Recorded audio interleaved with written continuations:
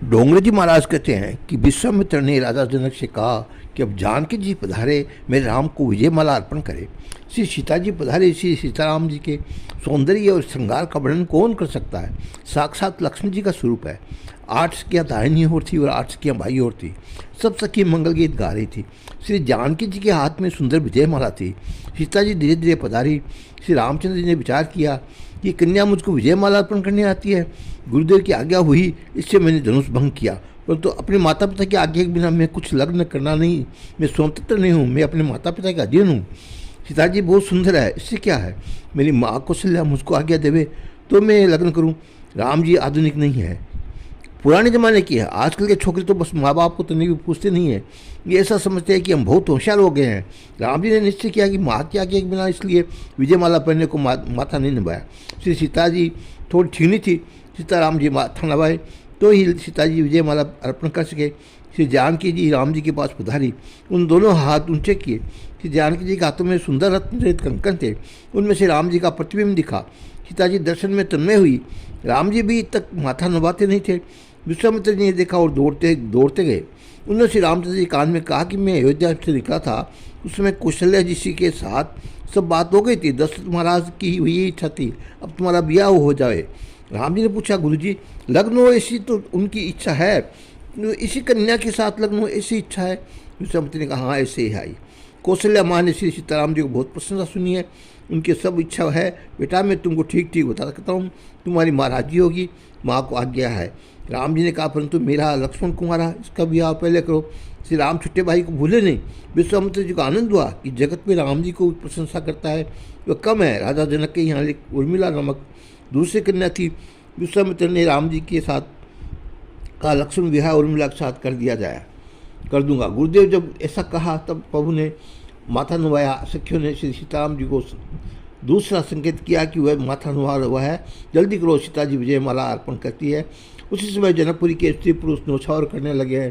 सीताराम जी के दर्शन करते करते किसी का मन थकता नहीं है। ये मनोहर जोड़ी कैसे सुंदर दिखाई देती है, इनको किसी की नज़र न लग जाए, ये सदा सर्वदा आनंद में बने रहे। पीछे विश्वामित्र जी आज्ञा हुई, उसमें स्वर्ण अक्षर में कुमकुम पत्रिका लिखी थी, वह सिपाहियों ने दी गई। उनसे कहा गया कि अति शीघ्रता से मांग के दौड़ो और घोड़ों को दुलाते हुए अयोध्या जाओ। दशरथ महाराज को वंदन करे, प्रार्थना करो कि बारात लेकर अयोध्या की पधारे। प्रजा के साथ पधारे। राम जी ने उन सिपाहियों को कहा, अयोध्या मेरे पूज्य पिताजी के चरणों में वंदन करना, मेरी माँ कहना कि तुम्हारे आशीर्वाद से खूब आनंद में हूँ, मेरे माता पिता के चरणों में प्रणाम करना। सिपाही की आंखें भीगी हो गई, वह दौड़ कर अयोध्या पहुँचा। दशरथ महाराज के दरबार में बुला हुआ था। सिपाही ने जनक महाराज की पत्रिका दी। दशरथ महाराज को बहुत आनंद हुआ। दशरथ महाराज हर्ष से पुलकित हो गए। वशिष्ठ गुरु जी की इससे प्रार्थना की। रानियों ने बहुत ही आनंद हुआ। बारात ले जाने बहुत तैयारी होने लगी। तुलसीदास जी महाराज वर्णन करते हैं, प्रातःकाल से वशिष्ठ आदि के सब दशरथ महाराज ने जनकपुर जाने के लिए प्रयाण किया। सीता जी ने अष्ट महासिद्धियों को आज्ञा की कि मार्ग में अयोध्या लोगों का भली प्रकार से स्वागत हो। उन्होंने मार्ग में ऐसा स्वागत किया कि जिसको जो रुचि लगी वही भोजन मिलता था।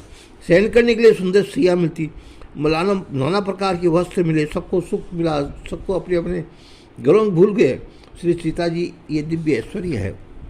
जनकपुर में राजा दशरथ बारात का सुंदर स्वागत हुआ। विश्वामित्र जी के श्री राम जी, लक्ष्मण जी, दशरथ महाराज को मिले।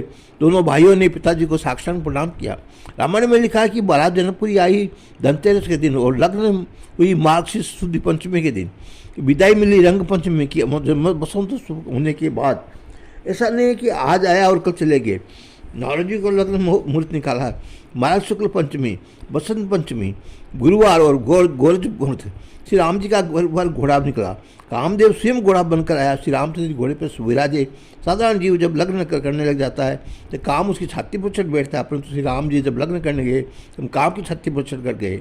लग्न निष्काम होने के लिए श्री राम पूर्ण निष्काम है। श्री रामचंद्र जी वर का घोड़ा निकला। श्री राम जी सह सुंदर, अति सुंदर है।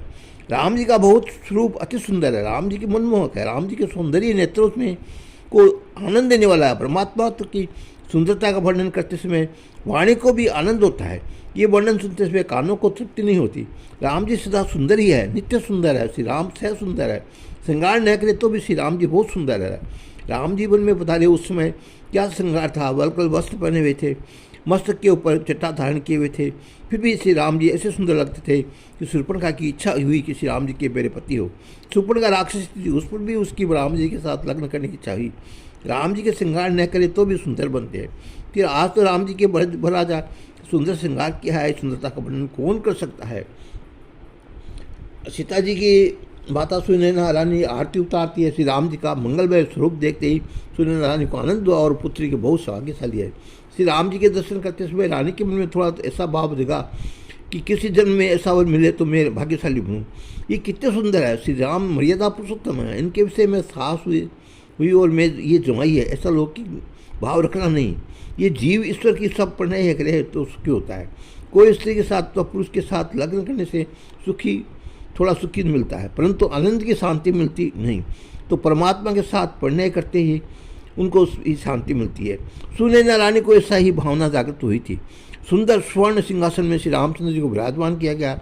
विश्वामित्र ने जैसा निश्चित किया हुआ था उसके अनुसार ही लक्ष्मण जी, भरत जी और शत्रुघ्न जी की लग्न भी साथ ही साथ हो गए थे। लक्ष्मण जी को उर्मिला और साथ भरत जी की मांडवी के साथ और से शत्रुघ्न जी सुकृति के साथ लग्न निश्चित हुआ। मधुपर्क विद्या से पूजा प्रारंभ हुई। पश्चात दो दिव्य श्रृंगार करके श्री सीता जी को वहाँ विराजमान किया गया। वशिष्ठ ऋषि अंत पट किया। भाग्यशाली वैष्णव श्री सीताराम जी दर्शन करने लगे। वशिष्ठ ने मंगलाष्टक का प्रारंभ किया। इस तरह डोंगरी जी महाराज की कथा आगे सुनाएं। तब तक के लिए जय सिया राम।